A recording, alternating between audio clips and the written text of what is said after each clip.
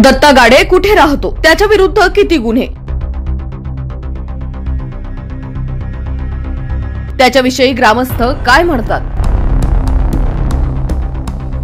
आपला आवाजचे संपादक उत्तम कुटे यांचा स्पेशल रिपोर्ट। 25 फेब्रुवारीच्या पहाटे पुण्यातील स्वारगेट एसटी स्थानकात 26 वर्षीय चाकरमानी तरुणीवर दत्ता गाडे या सराईत गुन्हेगाराने बलात्कार केल्याने राज्य हादरले।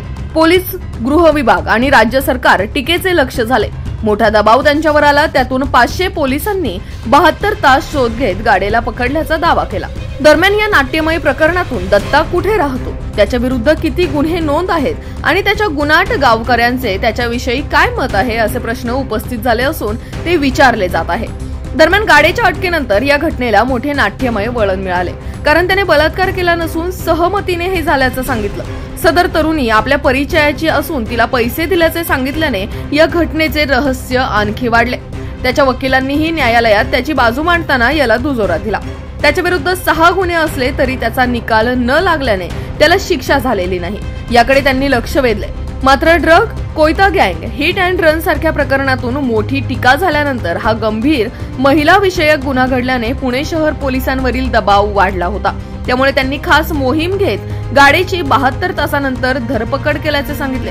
पण त्याने बलात्कार केला की हे कृत्य सहमतीने झाले हे आता पोलीस तपासानंतरच, त्यातही तरुणीच्या वैद्यकीय तपासणीतून त्याला कळणार आहे। पुण्यात स्वारगेटला हा गुन्हा केलेला दत्ता हा शिरूर तालुक्यातील गुनाट गावचा आहे।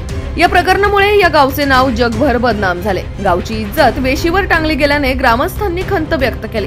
दत्ताने खरंच हे घृणास्पद कृत्य केले असेल तर त्याला शिक्षा करा, पण गावाची बदनामी थांबवा असे आवाहन सरपंच रामदास काकडे यांनी आपल्या आवाजशी बोलताना केले। गावात त्याने कसलाही गैरप्रकार केलेला नसल्याने तो असे काही करेल असे वाटत नाही, असे त्याच्याबरोबर शिक्षण घेतलेल्या गुनाटमधील तरुणाने सांगितले। त्याच्या पत्नीने तर त्याच्यावरील आरोप सपशेल नाकारला।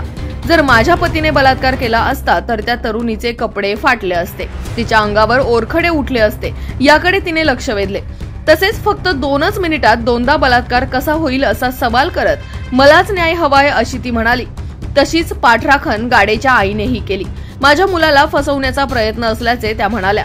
फक्त 2 मिनिटे ते बोलले, बसमधून उतरले असे सांगत ती तरुणी ओरडली का नाही अशी विचारणा या मातेने केली।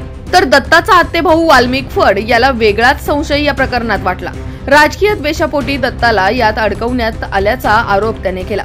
तो एका आमदाराचा कार्यकर्ता असल्याचा दावा यापूर्वीच झाला आहे, हे विशेष। त्यामुळे फड याच्या आरोपाकडेही दुर्लक्ष करून चालणार नाही। दरम्यान स्वारगेट प्रकरणावरून जोरदार टीकेचे धनी झालेल्या पुणे पोलिसांनी दत्ताला पकडल्याचा दावा गुनाट ग्रामस्थांनी फोल ठरवला। आपण माहिती दिल्याने आणि आमच्यामुळेच दत्ता पकडला गेल्याचे त्यांनी आपल्या आवाजला सांगितले।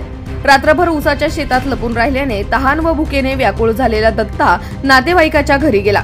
त्याची माहिती पोलिसांना दिली, तोपर्यंत त्याचा शोध थांबवून ते गेले होते।